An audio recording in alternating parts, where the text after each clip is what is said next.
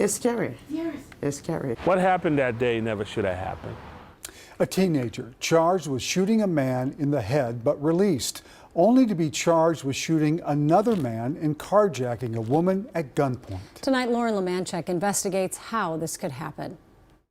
He walked here. For Hawa Lobe, a walk now laced with the fear she felt when a 16-year-old boy approached her outside her apartment, pointed a gun at her, Get out before I shoot you. and demanded her purse and her car. Did you think he was going to kill you? Yeah, I had fear. Fear she still feels today. Well, it's terrible. Unable to work because of the trauma, unable to afford repairs on a car the boy crashed into a snowbank. It's changed your whole life. It changed everything. It changed everything. And yet, when police arrived that February day, Police said you were the lucky one. Yeah, he said you are just a lucky one. lucky because an hour earlier, Just a burst of gunfire. police believe that same teenage boy shot a man in the head outside a nearby market, nearly killing him. The group, Minnesota Acts Now, was there and worked to save the victim's life. We did not think that he will survive that shooting. Their leader now outraged What happened that day never should have happened. because months earlier, in May of 2022, that very same teenager was accused of shooting another man in the head at a Brooklyn Park gas station. But the boy was found incompetent based on his mental health needs and low cognitive functioning. And so the case was suspended. The boy simply released to his mother.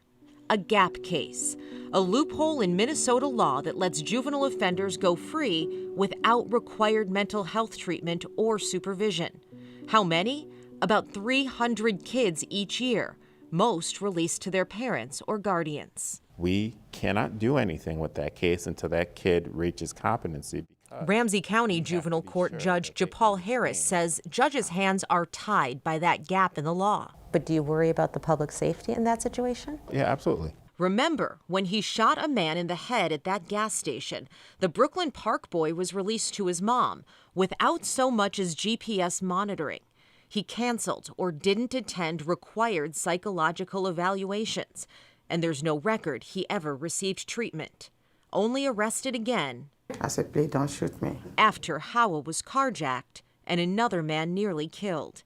And now she worries he could be released yet again. It's scary. It's scary.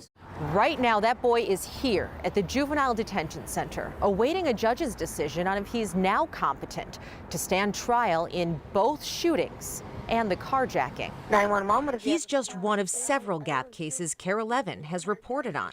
Attempted carjack on 40th and Pillsbury. Like the teen accused in this carjacking and a violent home invasion. His grandmother frustrated after he was repeatedly found incompetent and released to her without the secure treatment he desperately needed. If he's incompetent, where's the help at? I can't help him. And all those in favor, please say aye. Last year, lawmakers at the Capitol acted to close the gap in the adult system. This is going to save lives.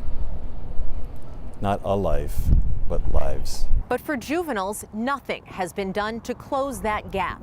There is a task force meeting on the issue, but they're now on hiatus. No recommendations were ever made to the legislature. Their work made more difficult because of the lack of mental health resources for kids accused of violence. And we release them to the community, but at the same time, we're not giving them the help they need. People traumatized by crime asking. Where's the safety net? Another wrinkle here. Hennepin County Attorney Mary Moriarty has a new policy which indicates they generally will not challenge it when the court finds a youth incompetent. Her office did not respond to repeated requests to talk about the issue. For KARE 11 Investigates, I'm Lauren Lemanchek.